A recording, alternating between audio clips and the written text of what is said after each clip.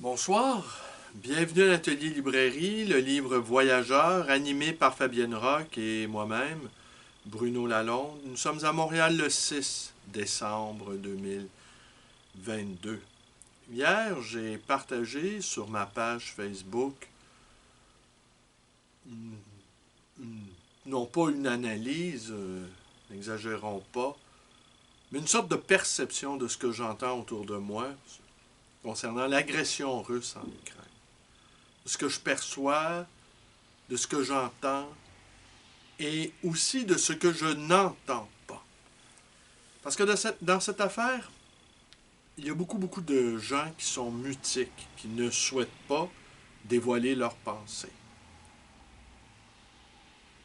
Mais ce que je comprends de ceux qui pratiquent le silence, c'est que pour beaucoup d'entre eux, secrètement, ils sont pro-Poutine.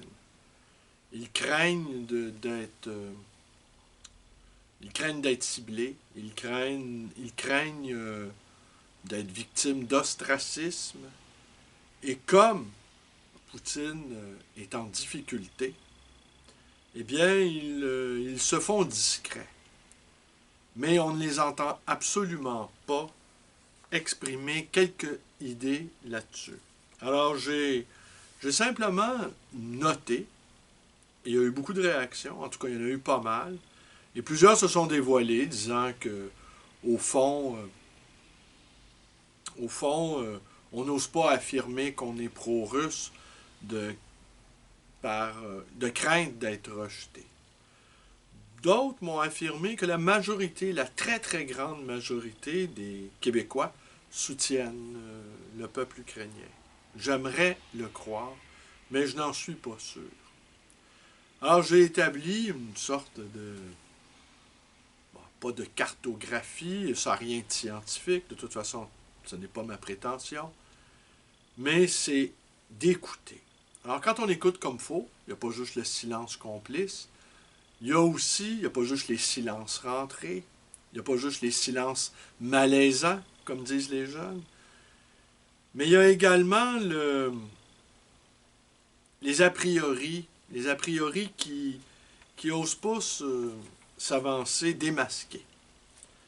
Alors il y a une extrême droite fascinée par l'autoritarisme, fascinée par les valeurs de civilisation, les grands mots, l'histoire, civilisation.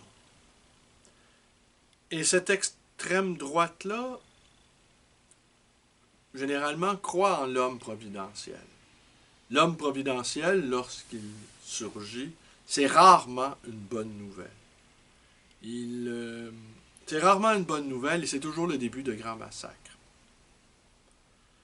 Il y a aussi l'extrême gauche qui est férocement anti-américaine, qui elle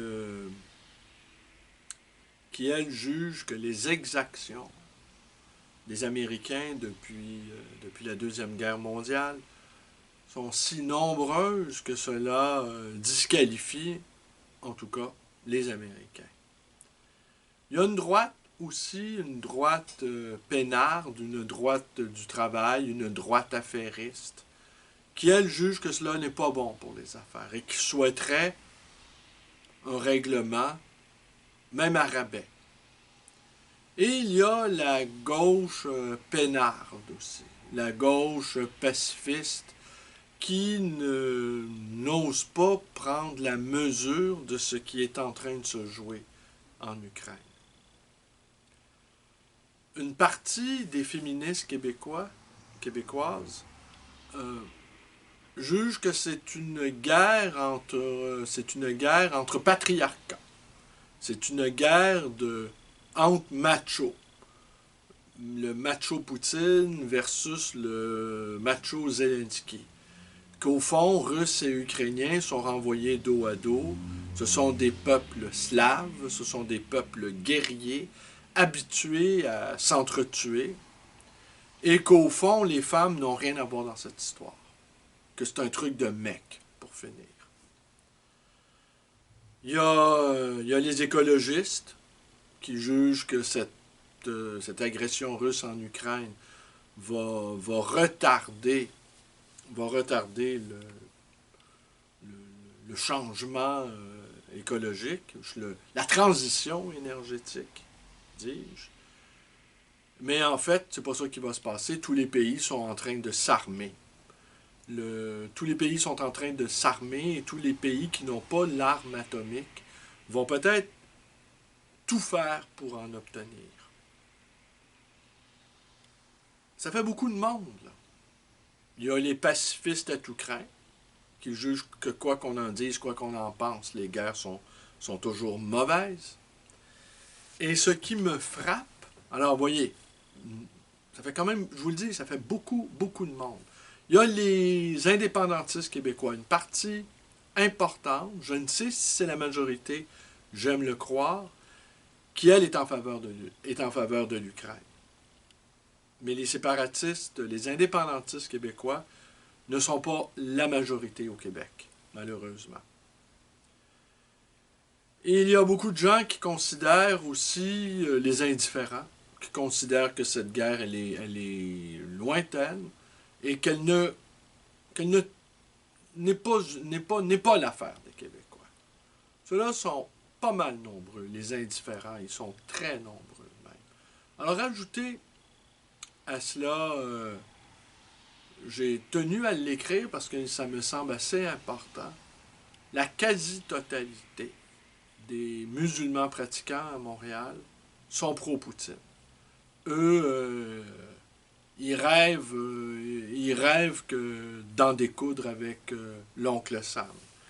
Et ils nourrissent beaucoup, beaucoup, beaucoup d'agressivité à l'égard de Zelensky, qui est en partie de confession juive.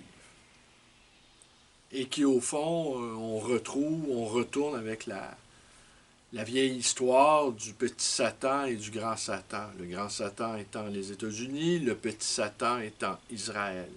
C'était ce qu'on entendait au tournant des années 2000 de la bouche des ayatollahs. On a appris il y a 2 jours que justement les ayatollahs se sont tournés vers la Russie pour recevoir des blindés, pour recevoir des armes et des techniciens en répression de foule afin de mater la véritable révolution qui est en cours en Iran. Encore là, une partie des féministes québécoises sont très silencieuses sur le sujet. En fait, il y a les poches de silence sont tellement innombrables et profondes que tout cela me fait dire que ce conflit-là est appelé à s'aggraver à cause de ces poches de silence. Devrions vraiment soutenir l'Ukraine de manière encore plus radicale pour que le conflit se termine. Mais ce que j'entends autour de moi, c'est que oui, on ne peut pas faire cela car la Russie détient l'arme nucléaire. Alors, si je comprends la logique de ces gens, nous allons vivre le reste de notre existence avec une arme braquée sur notre tempe en permanence et on va accepter d'être soumis à la volonté mafieuse d'un vieillard décati.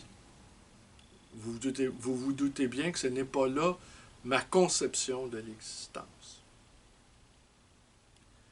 Et ce matin, nous avions une discussion avec mon jeune ami libraire, Thomas, qui peut-être écoutera cette vidéo, et qui lui affirmait, à la suite de Junger et à la suite de moi-même, que toutes les guerres, au fond, sont métaphysiques.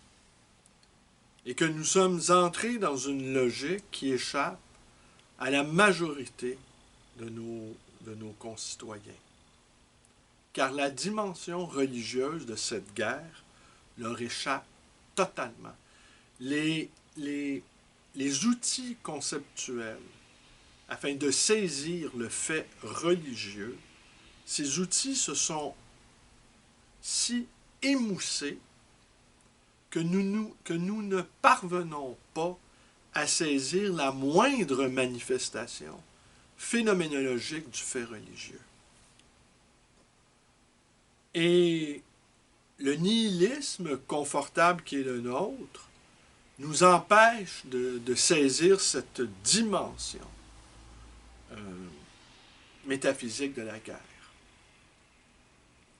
Donc, nous nous entretuons, non pas que pour des morceaux de territoire ou des œuvres d'art pillées dans des musées, ou nous nous entretuons pour imposer à autrui notre vision du monde. Et la vision, elle est nécessairement, la vision du monde, elle est nécessairement métaphysique.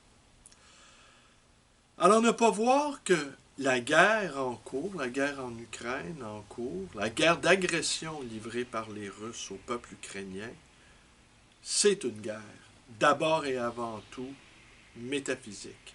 La question des territoires, alors là aussi, il y a les experts autoproclamés du Donbass, de la Crimée, des accords de Minsk, qui nous expliquent le jeu politique avec une dextérité qui me laisse sans voix et qui reste parfaitement insensible à ces faits bruts, sans appel. Des populations civiles sont bombardées. Des infrastructures civiles sont bombardées. Et les crimes contre l'humanité que le régime poutinien commet jour après jour, par avance, discrédite toutes les arrières visées politiques qui sous-tendaient cette agression. Et j'irais même plus loin que cela. Ça reste pour moi une source d'étonnement que Poutine, pendant des années, a réussi avec des médias, Russia Today par exemple, ou en engageant Schröder ou Fillon en France, aura réussi à inféoder, à mettre sous sa botte des journalistes, des influenceurs, des hommes politiques d'importance, et de les payer, et même de s'inviter dans le jeu politique américain lors de l'élection de Donald Trump, par exemple. Ce qu'a avoué, en rigolant, Prigojine, le potentat de Wagner. Alors, toute cette stratégie d'affaiblissement de la démocratie par des moyens d'infiltration, de pots de vin, d'influence. Et bien, toute cette stratégie-là, finement élaborée, et qui portait ses fruits, tout de même, eh bien, en quelques jours, Poutine a trouvé le moyen de détruire son grand œuvre. Et aujourd'hui, vous me direz, vu le nombre de gens qui sont pro-Poutine ou pro-russe, ou en tout cas qui ne souhaitent pas réfléchir davantage à ce conflit, sont si nombreux que d'une certaine manière, Poutine aura réussi ce coup fumant d'infiltrer les consciences occidentales, anesthésiées par l'indifférence et le confort, comme disait l'autre. Et c'est là où cette guerre spirituelle prend toute son ampleur. Alors oui, quand on regarde les intervenants, la garde rapprochée de Poutine, il y a Prigojine, le chef de la milice Wagner, il y a Kadyrov, le fils de celui qui a combattu Poutine lors des 2 guerres en Tchétchénie. Il y a le patriarche Kirill de Moscou et qui affirme que Poutine est un homme envoyé par Dieu, qui est un homme providentiel pour justement livrer la bataille spirituelle, opposant d'une certaine manière l'Église orthodoxe, qui elle se prétend la véritable héritière de l'Église universelle catholique, et qu'il appelle à la guerre sainte. Kadyrov, le chef tchétchène de confession musulmane, appelle au djihad. Kirill appelle à la guerre sainte. Et pendant ce temps-là, nous, on entre dans des considérations d'ordre géostratégique, géopolitique, en ne voyant pas, en étant absolument incapable de saisir l'arrière-plan fondamental du fait religieux de cette guerre. Et c'est pour ça que le réveil risque d'être brutal, d'être très brutal. Le sang appelant le sang, et ce sang versé, ce sang des innocents qui est versé en Ukraine, c'est un sang qui va finir par retomber sur nous. Je ne crois pas que notre carapace d'indifférence, j'allais dire presque de nihilisme, pourra nous protéger des éclaboussures. Je ne crois pas. Et si présentement nous sommes nombreux à éprouver une relative indifférence quant au sort qui est fait aux infortunés ukrainiens, eh bien, je crains fort que nous en ayons à en payer le prix très, très fort. Il y a des phrases qu'on lit ici et là, des témoignages qu'on entend. Parce que Prigojine, qui vide les prisons russes et qui envoie littéralement à la mort des milliers et des milliers de criminels à qui il promet de fortes sommes d'argent et la liberté, eh bien, se font littéralement massacrer par les forces ukrainiennes. Et la bataille qui se joue en ce moment à Bakhmout, où c'est les milices wagnériennes qui sont à pied d'œuvre contre un certain nombre de soldats ukrainiens. Un soldat ukrainien disait ou écrivait, je ne sais trop, qu'il pleut de la chair humaine sur eux. Tellement les Russes se font massacrer. Et le but visé par Prigojine, c'est de montrer que lui, il sait mener une véritable guerre. Alors, évidemment,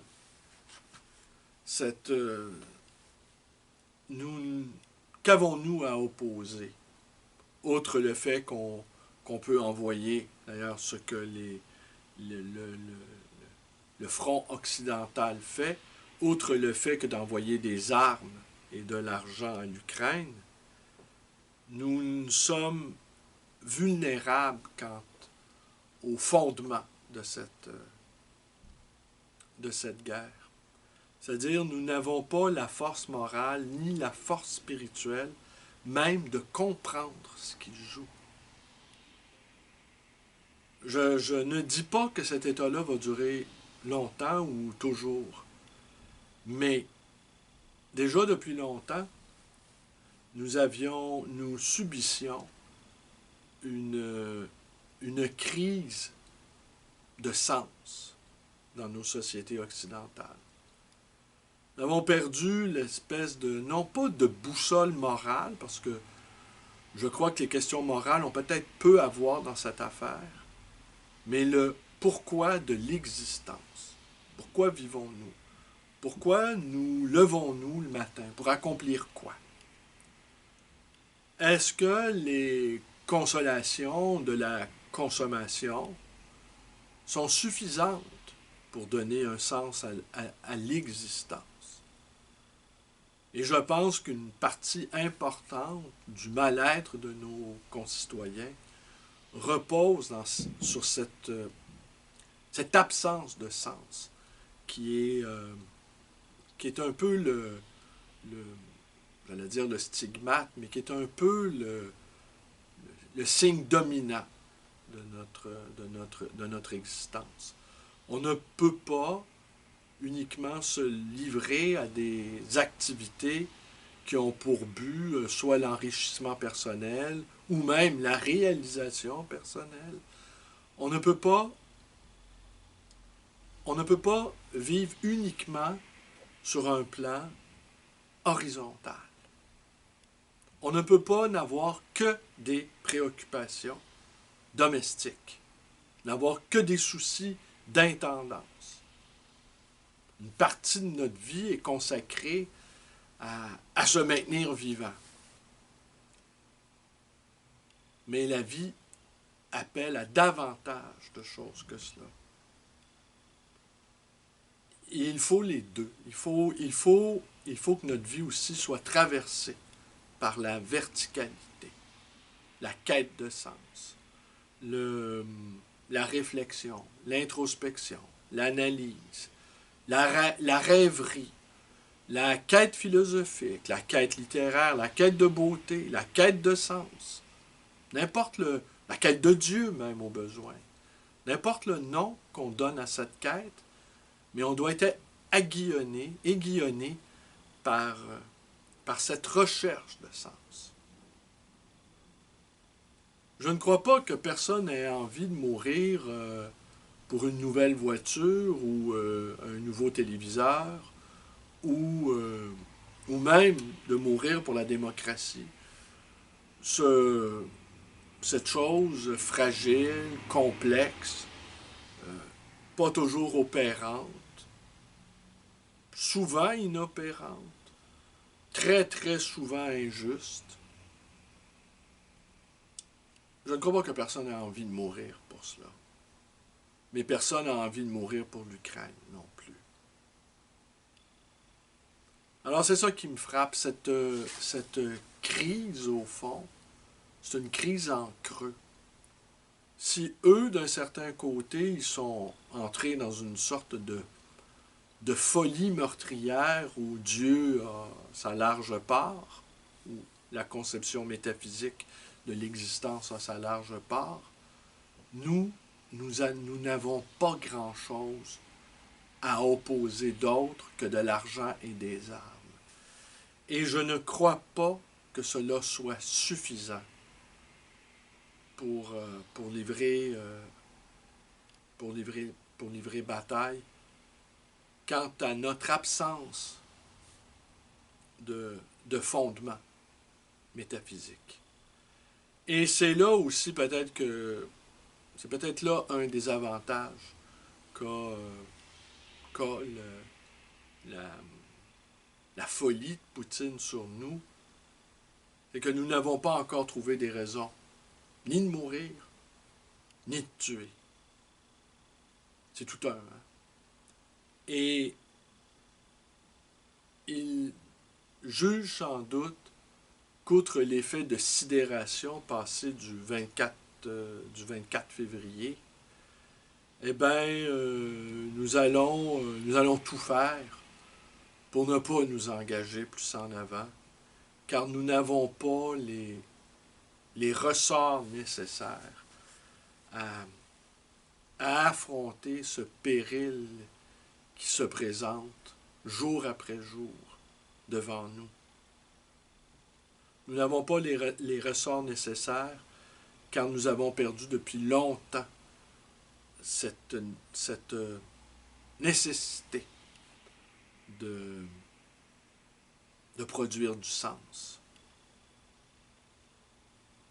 Et je ne crois pas non plus qu'une simple recherche d'égalitarisme en droit ou autrement, ou une quête de confort ou une recherche de prospérité soit suffisante pour affronter le mal qui qui est en train d'apparaître sous nos yeux. Alors oui, sans doute, il y avait en Russie une profonde déchirure d'ordre métaphysique pour en arriver à commettre, à commettre les gestes posés. Mais sans doute de notre côté, cette folie métaphysique pourrait révéler notre indigence métaphysique à nous. Et je ne crois pas que nous sommes disposés à voir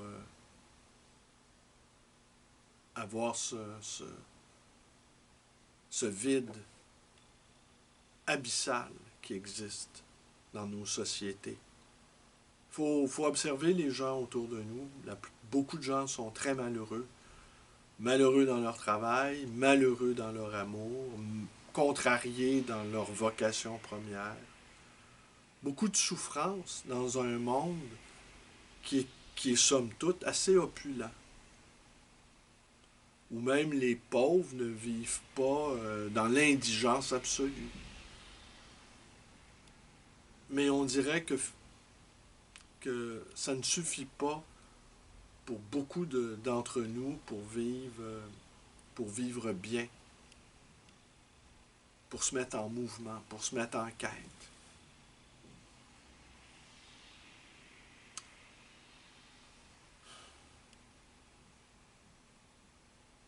Voilà.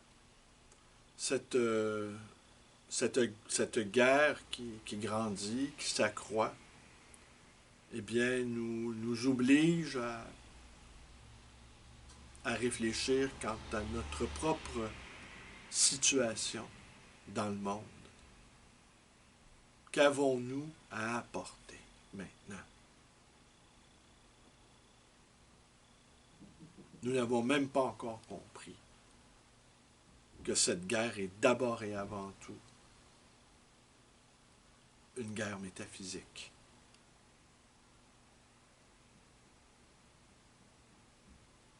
À demain.